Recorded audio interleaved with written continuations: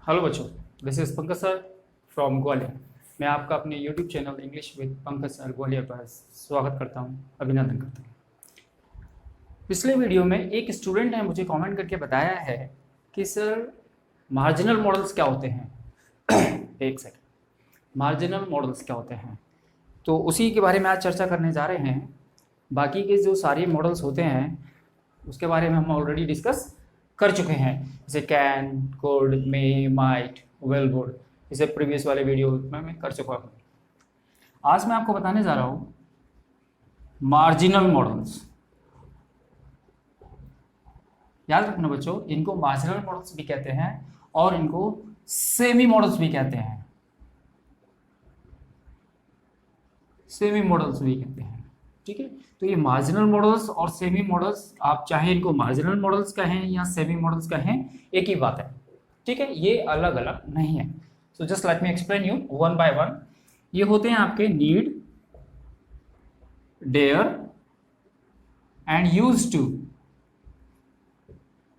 Need, dare, use to, केवल ये तीन ही होते हैं मार्जिनल मॉडल्स। मार्जिनल मॉडल्स कह लें इनको या सेमी मॉडल्स कह लें। तो मार्जिनल मॉडल्स ये क्यों कहलाते हैं और सेमी मॉडल्स क्यों कहलाते हैं, तो समझ लीजिए ये तीनों मॉडल्स के साथ साथ मेन वर्ब का भी काम करते हैं। Okay, let me repeat you once again. ये तीनों ही मॉडल्स के साथ साथ मेन वर्ब का भी काम करते हैं, है ना। जैसे ये नीड है, ये हेल्प मॉडल्स का भी काम करेगा, मेन वर्ब का भी काम करेगा।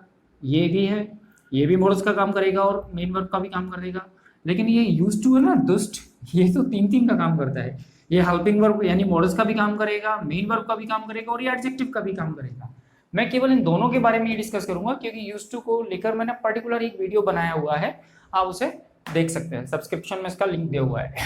यूज टू, ठीक है। तो ये तीन तीन तरह से काम करता है, तो इस पर केवल यूज टू पर ही एक वीडियो है, तो आप उस पर देख सकते हैं आराम से वीडियो पे जाकर, ठीक है। तो आज मैं केवल इन दोनों के बारे में ही डिस्कस करूंगा, ये यूज टू के बारे में डिस्कस नहीं करूंगा क्योंकि नाम था इसका सेमी मॉडल्स और मार्जिनल मॉडल्स, इसलिए साथ में लिखा है मैंने इसको, ठीक है। आगे बढ़ते हैं, एक एक करके देख लीजिए। Now question should be in your mind, sir हमें कैसे पता चलेगा कि दिए हुए सेंटेंस में नीड आपका मॉडल का काम कर रहा है या फिर मेन वर्ब का काम कर रहा है, ये हमें कैसे पता चलेगा। तो मैं आपको बता देता हूं। जैसे एक जनरली सिंपल सेंटेंस का फॉर्मेट क्या होता है, पहले सब्जेक्ट होता है, फिर उसकी हेल्पिंग वर्ब होती है ना। अगर सेंटेंस नेगेटिव है तो हेल्पिंग वर्ब के बाद नोट लगता है और फिर आपकी मेन वर्ब आती है ना। ये एक साधारण सा फॉर्मेट होता है सेंटेंस का।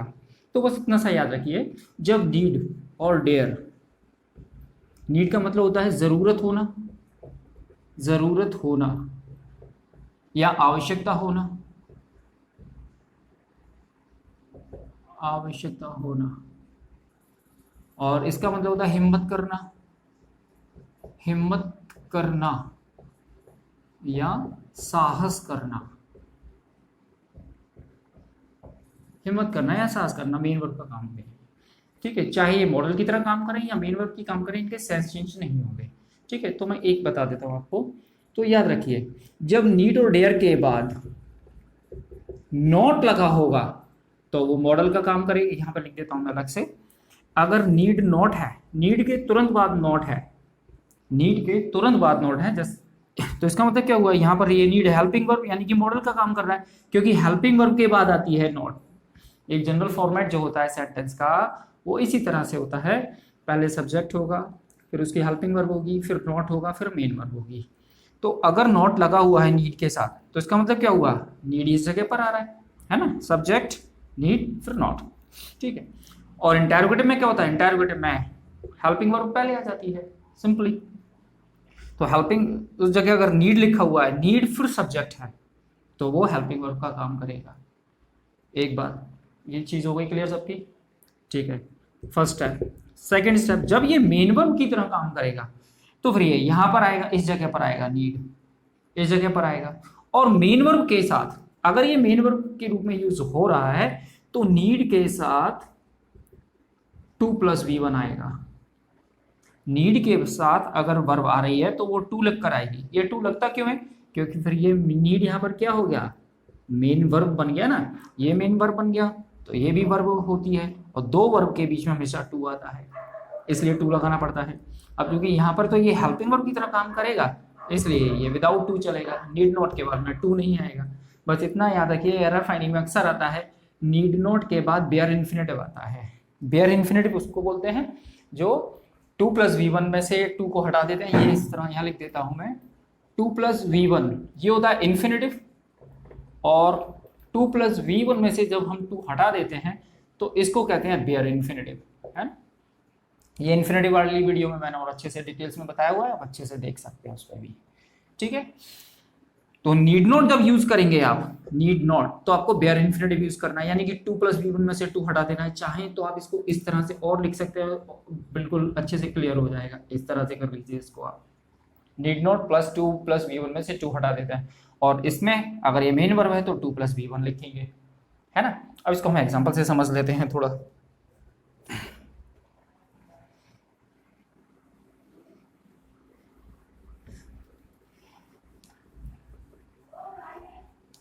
जिस किसी स्टूडेंट को समझ में ना आए वो नोट जरूर कर ले, ठीक है ना, बाकी के फिर मैं बाद में देख लूंगा,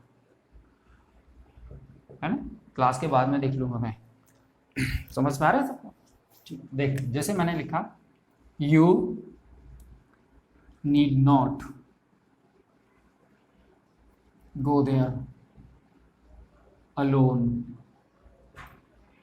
ठीक है।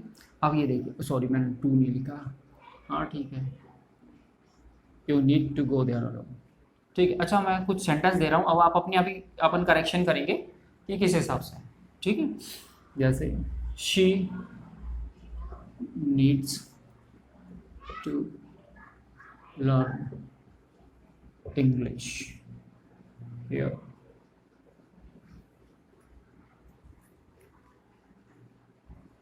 we need not to stay here now for need you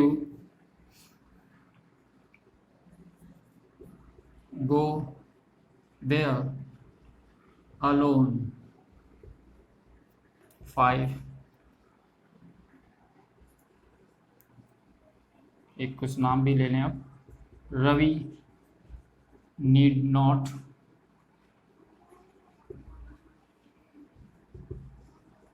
talk to her again 6। I needed to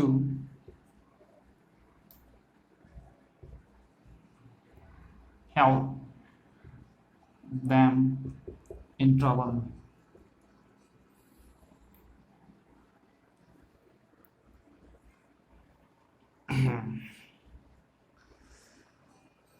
हाँ परी, अभी आप ये क्वेश्चन पूछ रही थी ना, ट्रबल और क्राइसिस, ये वाला वर्ड लिख लीजिए, इसी को लिख लीजिए, crisis.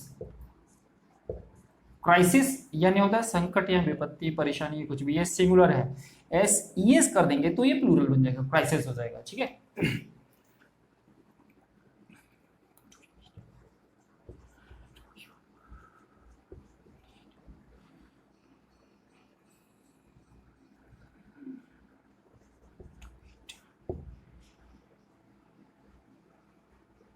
Without my permission, without my permission। चलिए अब इनको अपन देख लेते हैं, जो अपन ने अभी पढ़ा है उसके फॉर्मेट के अकॉर्डिंग एक बार फिर से बता दूं कि नीड हेल्पिंग वर्ब की तरह होगा, तो क्या होगा, नीड के तुरंत बाद नॉट लगा होगा तो वो मॉडल की तरह काम करेगा, ठीक है, एक कंडीशन। और सब्जेक्ट से पहले अगर नीड होगा, सब्जेक्ट से पहले अगर नीड होगा तो भी वो मॉडल होगा, ठीक है। ये 2 कंडीशन होती है मॉडल की, और अगर ये दोनों कंडीशन एप्लीकेबल ना हो तो आप समझ लीजिएगा कि वो आपका नीड मेन वर्ब का काम कर रहा है। देख लेते हैं, अब देखिए नीड के बाद नॉट लगाए क्या, नहीं लगा हुआ, ठीक है। सेकंड कंडीशन, सब्जेक्ट से पहले है क्या नीड, नहीं, ये हमारा सब्जेक्ट है, सब्जेक्ट के बाद में है नीड, है ना, और यहाँ पर सब्जेक्ट से पहले होना चाहिए नीड, यानी कि ये दोनों ही कंडीशन एप्लीकेबल नहीं हो रही, तो फिर ये हमारा नीड क्या हुआ, मेन वर्ब हो गया।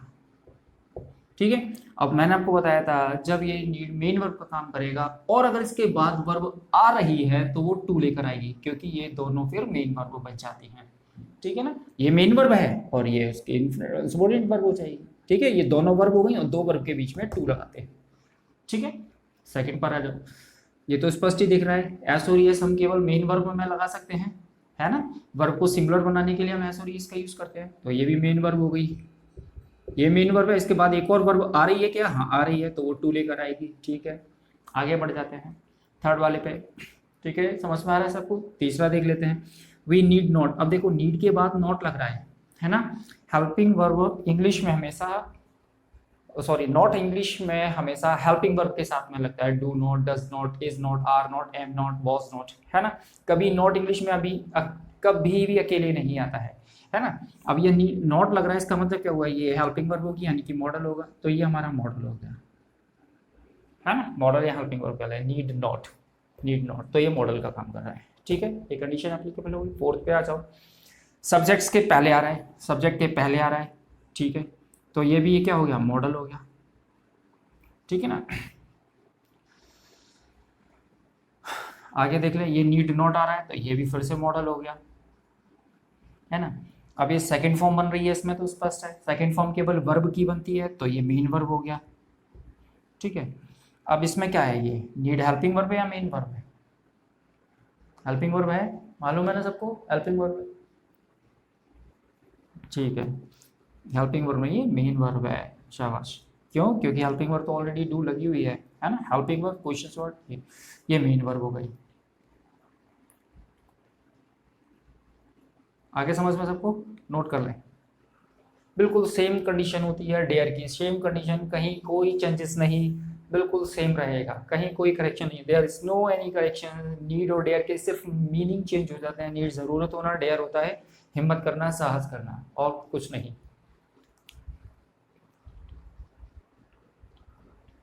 लास्ट वाला, हाँ लास्ट वाले में आप ध्यान से देखिए, ये मेन वर्ब है, मैंने अभी बताया था, ये कहाँ पर आया, देखिए फर्स्ट सेकंड देख लीजिए, मेन वर्ब है, इसके बाद में वर्ब आ रही है ना, तो बीच में क्या लगेगा, टू। ये मेन वर्ब है, इसके बाद में वर्ब आ रही है तो क्या लग रहा है, टू। ये मेन वर्ब है तो इसके बाद में भी तो वर्ब आ रही है, तो बच्चों to, do you need to do. ठीक है, ये देखिए इसमें भी मेन वर्ब है, ये वर्ब आ रही है तो टू लगा हुआ है, यहाँ टू नहीं लगेगा, है ना, क्योंकि ये हेल्पिंग वर्ब है, हेल्पिंग वर्ब है ये।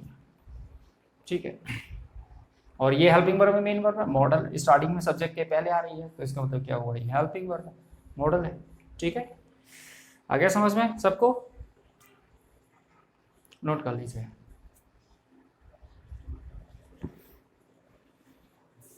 कुछ बच्चों को शायद परेशानी आ रही होगी ये नीड और डेयर में, है ना। डेयर के भी एग्जांपल बता दूं क्या, एक दो, चलो एक दो डेयर के भी एग्जांपल देख लो। सेम कहीं कुछ नहीं है, आपने एक वर्ड तो अक्सर सुना होगा, हाँ, तो मैं आपको बता देता हूँ, जैसे कि ये वर्ड आपने कई जगह सुना होगा, हाउ डेयर यू, सुना है ये, हाउ डेयर यू, आपकी हिम्मत कैसे हुई। अब ये क्या है, क्वेश्चंस वर्ड, और इंग्लिश में क्वेश्चंस वर्ड के बाद हमेशा हेल्पिंग वर्ब आती है ना, क्वेश्चंस वर्ड के बाद हमेशा हेल्पिंग वर्ब आती है, मेन वर्ब कभी नहीं आएगी। ठीक है ना, और ये हमारा सब्जेक्ट हो गया, सब्जेक्ट से पहले आ रहा है ना, और ये देखिए सब्जेक्ट से पहले नीड या डेयर, मैं पहले बोल चुका हूँ नीड या डेयर, यहाँ पर डेयर भी लिख सकते हो आप, दोनों ही जगह। सब्जेक्ट से पहले डेयर आ रहा है तो वो मॉडल का काम करेगा, सब्जेक्ट से पहले आ रहा है, ये सब्जेक्ट है हमारा, ये सब्जेक्ट से पहले आपका डेयर आ रहा है तो ये हेल्पिंग वर्ब यानी कि मॉडल का काम कर रहा है। ठीक है, बाकी सारे रूल्स वही, I dare not to talk to her father, उसके पापा से बात करने की मेरी हिम्मत नहीं है। अब यहाँ डेयर के बाद नॉट लग रहा है, यानी कि ये क्या हो गया, हेल्पिंग वर्ब, मॉडल हो गया, ये मॉडल के बाद में नॉट लग रहा है, और मॉडल के बाद नॉट लग रहा है तो फिर ये टू नहीं आएगा। ठीक है, ये टू आएगा, क्यों, क्योंकि टॉक के बाद हमेशा जब पर्सन दिया होता है जिससे बात की जानी है या की जा रही है तो टू साथ में चलता है। ठीक है, he dare to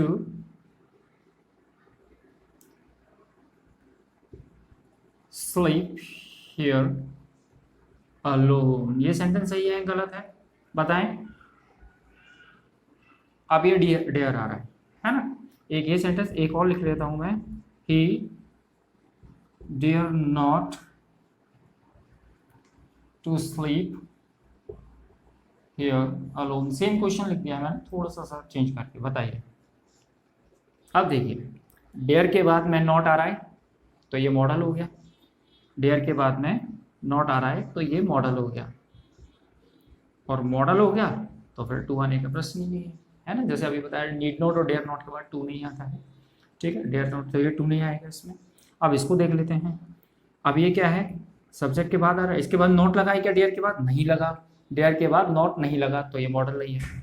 second condition, subject से पहले है क्या डेयर? नहीं है, सब्जेक्ट के बाद है। तो इसका मतलब क्या हुआ, ये मेन वर्ब हो गई।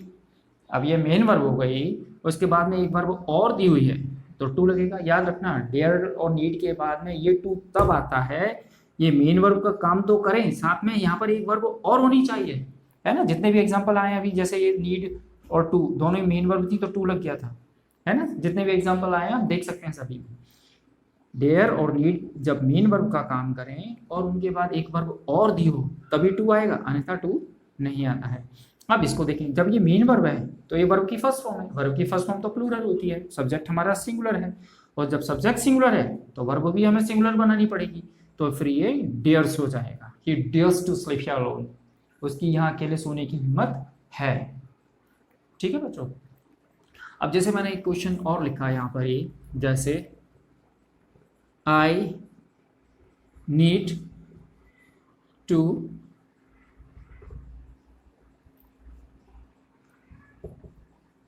Take rest. एक तो ये लिखा, ये देखिए नीड वर्ब हो गई, ये टेक हो गया, ठीक है। दो वर्ब हो गई, यहाँ डेयर भी कर सकते हैं, है ना, सेंटेंस चेंज हो जाएगा बस। अब इसी को देखें, आई नीड योर हेल्प। ये देखिए ये मेन वर्ब है और ये भी मेन वर्ब है ना। लेकिन इस मेन वर्ब के बाद टू कब आएगा? जब यहाँ पर वर्ब दी हो, ठीक है। इस देखिए यहाँ पर वर्ब नहीं आ रही है, नाउन आ रहा है ये सीधा। अब ये वर्ब है, ओ सॉरी नाउन है, ये हेल्प। वर्ब नहीं समझ लेना क्योंकि आगे एडजेक्टिव लगा हुआ है, ठीक है। आई नीड, नहीं आ रहा समझ में? आई नीड, लोगो आई नीड सम मनी। अब ठीक है, कंफ्यूजन करने की कंफ्यूज होने की जरूरत नहीं है। आई नीड सम मनी तो ठीक है, ये हमारा नाउन एडजेक्टिव हो गए। अब देखिए यहाँ पर टू नहीं आ रहा, क्यों? क्योंकि यहाँ पे अब वर्ब नहीं है, दोनों ही मेन वर्ब है। लेकिन यहाँ पर नीड टू आ रहा है क्योंकि यहाँ पर वर्ब दी हुई है, ये भी वर्ब है ना, टेक टू टेकन वर्ब होती है। लेकिन ये वर्ब नहीं है, ये वर्ब नहीं है, इसलिए वाला टू नहीं आ रहा है, ठीक है बच्चों। आई होप कि मैं आपको अपनी बात समझा पा रहा हूँ, है ना। किसी को कोई भी डाउट है, कोई कन्फ्यूजन है तो वो कमेंट्स बॉक्स में मुझे बता सकता है, ठीक है। तो ये मार्जिनल मॉडल और सेमी मॉडल्स क्या होते हैं आप लोगों को समझ में आ गए होंगे। केवल नीड, डेयर और यूज्ड टू, ये तीन ही मार्जिनल मॉडल्स होते हैं और बाकी के सब सिंपल मॉडल्स होते हैं। बाकी की वीडियोस मैं बना चुका हूँ सभी मॉडल्स की, इन तीन की रह गई थी। यूज्ड टू की मैं पहले ही बना चुका हूँ, थोड़ा सा डिटेल्स में है, ब्रॉड है वो, क्योंकि वो मॉडल्स वर्ब और एडजेक्टिव तीनों का काम करता है, तो उसको मैं पहले ही बता चुका हूँ। और नीड और डेयर जो थोड़ा सा कन्फ्यूजन करते हैं बच्चे को, वो यहाँ से आपको मिल जाएंगे। आई होप आप लोगों को समझ में आएगा। That's enough for today, thank you.